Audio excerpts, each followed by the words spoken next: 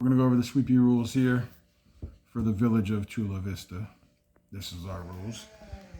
There's a total of 11 points possible. There could be more with Suipis. There could be less with no cards, but we'll talk about that. Each ace is 1 point. The 2 of spades is 1 point. 10 of diamonds is 2 points.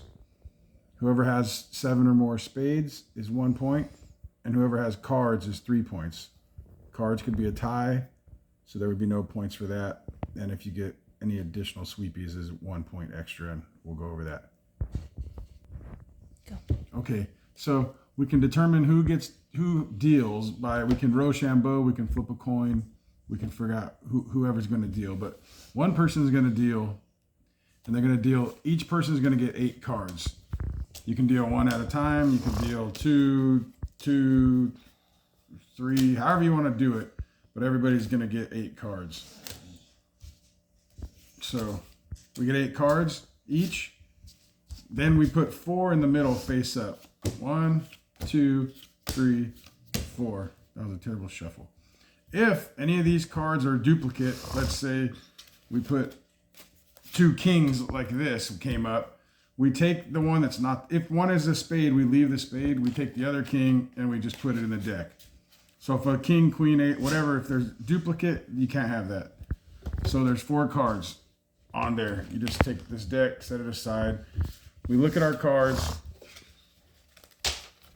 Each person, the other person that got dealt to goes first. But with an ace, 10, there's not much to do here, but if you can build on the ace, let's say the guy says 7. This makes an 8. 7 plus ace is an 8. Now, if you have an 8, you can take it.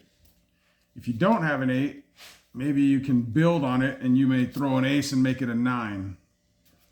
If you can't do anything and you pass, you just go on and you take a queen because that's what you have. So you go, okay, whatever, I take the queen. Now, let's say they have a 10 over here and he takes a 10, he throws it on here.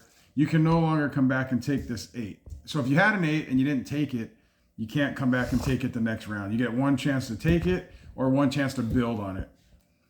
Otherwise, you give it to him. So now he just goes here. And whatever you throw down, if you throw that and he happens to have one here and he takes that, this just becomes his pile. Or he can take them as he goes. So that's how we get going here. Okay, so when we have where you're building hands. If you don't have any of this, or maybe you do, but you want to add to try to build a hand. This is another example. So I may say 8. I make that an 8. Now I have to have an 8 in order to make that. You can't make things that you don't have. So if I make that an 8, now it's their turn. They can't take this 2 and say 10 and make it a 10. You can't do that. If they have a 2 in their hand, then they can add to it. But you can't take things from the board that someone's already built and you can't build on top of it with that. So that can't happen. Now you can build, if I had a 7, I can take this, I can take that, and that makes a 7, and then I can take all those with my 7. So that's using the cards here that you can do that. Okay, so here's another scenario. My opponent made a 7. Now, if I can't take it or whatever, for whatever reason I'm trying to do here, I say, okay, and I throw a 4. If they can't take any of this, they can take this as a 7, 3 plus 4 with their 7, and they can take that. But they don't have to take it, because obviously you're trying to set them up, and maybe you're trying to set that up as a Suipi, so they take it and you Suipi. So if they're smarter than that, this is more of a strategy, but it's also a rule that they don't have to take this. You say, well, you took the 7, that equals 7. You have to take it, but you don't have to take that. So there's a 7, they take that, and this just plays out.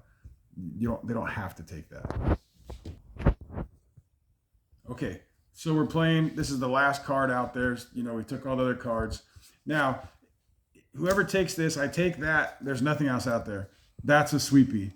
You take it, you flip one over like that, and that marks your Suipi. So every time you get one, you mark it. When your opponent gets a sweepy, usually, let's say he gets one, you have one, you just close them. So he closes it, he closes that, and they're a wash. So once you get a sweepy, now the board's blank.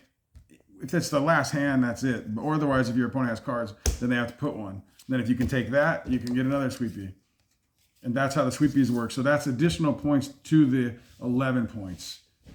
So if you have 6 points and he has 5, then you add your sweepies on top of that. That's how you get more points. All right. So we played out the first 8 cards where they got 8, I got 8, and now we played out and we're left with this. So you deal again what cards are left, and you're going to go 3 rounds. So they're going to get 8 cards.